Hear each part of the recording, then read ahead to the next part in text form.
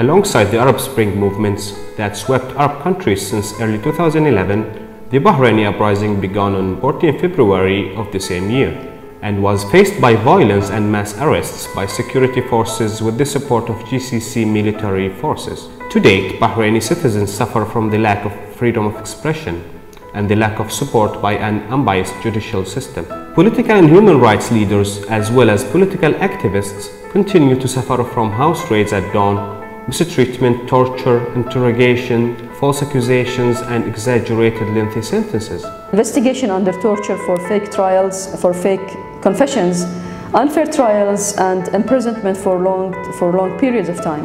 My husband, Ibrahim Sharif, is a prominent political activist who was tried and who was amongst the first to be arrested, tried under military courts and then civilian courts just to reaffirm the same verdicts at the end. Ibrahim and the rest of the political and human rights activists are called symbols or icons in appreciation for their role during the uprising. Throughout the last 3 years, we have been witnessing the same cycle applied on thousands of Bahrainis just for their aspirations for democracy and a state of law and true political participation.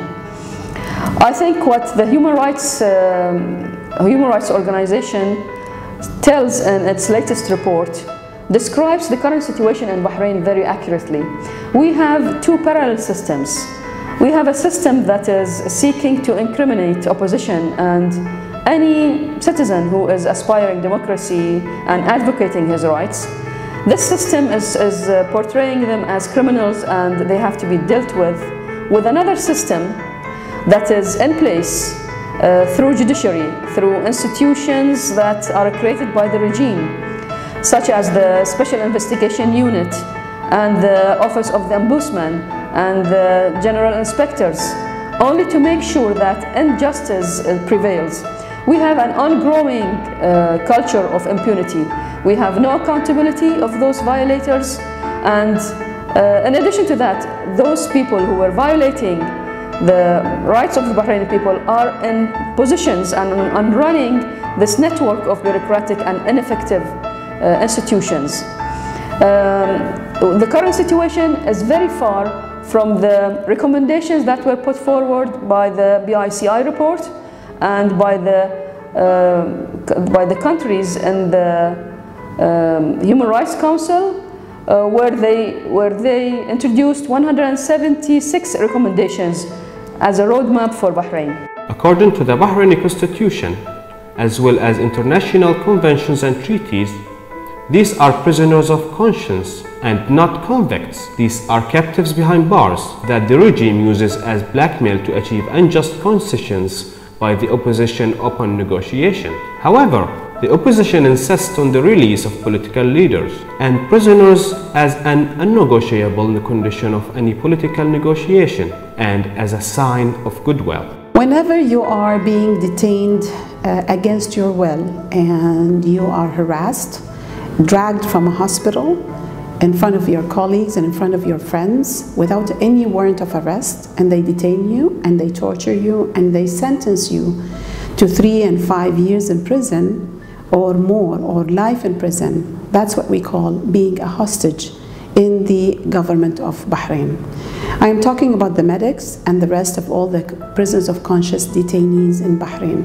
They are all prisoners of conscience because they haven't done anything. All what they did, they expressed their freedom, they expressed their opinion. Medics such as Dr. Ali Al-Ikri, Ibrahim Al-Dimistani, and Sayyid Saeed Al-Alawi, they haven't done anything. All what they did is they treated the injured protesters during the crisis of 2011. But the attack on the medics, the attack on the youth, the attack on 475 children, the attack on the political prisoners, anybody who will say the right thing, or let's say they speak their mind, they're all being detained. We are hostages in this country, and we need to do something for all our detainees.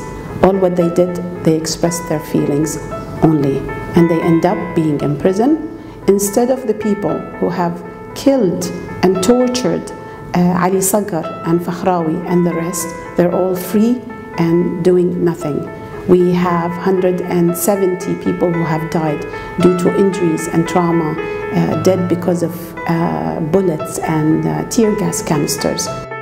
Despite the claims by the regime that cases of torture, killing and mistreatment would be looked into, and those in charge to be trialed and sentenced, the judicial process continued to seriously lack a fair and meaningful approach towards the issue of detainees and captives. There is no way to talk about fair trial if the trial has started since the beginning with a failure on adhering to the applicable norms, like providing a warranty to the detainees at the time of arrest, and thereafter we all know that they have been subjected to severe torture that has not even been investigated till date.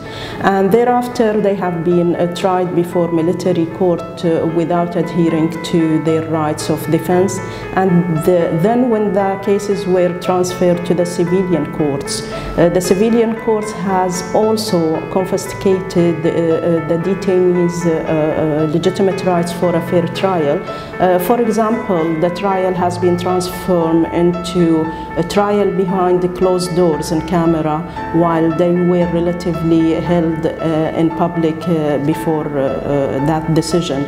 The political leaders and human rights activists were deprived from their natural right of defending themselves and presenting defense witnesses to the court. At the end, the civilian court has decided that because the political leaders were calling for peaceful demonstrations, then this is a method that could be categorized under terrorist acts. With this, it is very obvious that the trial itself has never been a fair trial, and thereafter they have been ill-treated in prison, and the prison of Bahrain, even these days, after 3 years, with all the complaints we receive, has never and is certainly not a safe place for detainees, particularly political leaders. So we can conclude that it's not fair trial, and it is a politically motivated trial, and therefore the political leaders, human rights activists should be immediately released. Let us join the rank to demand the release of Bahraini captives behind bars.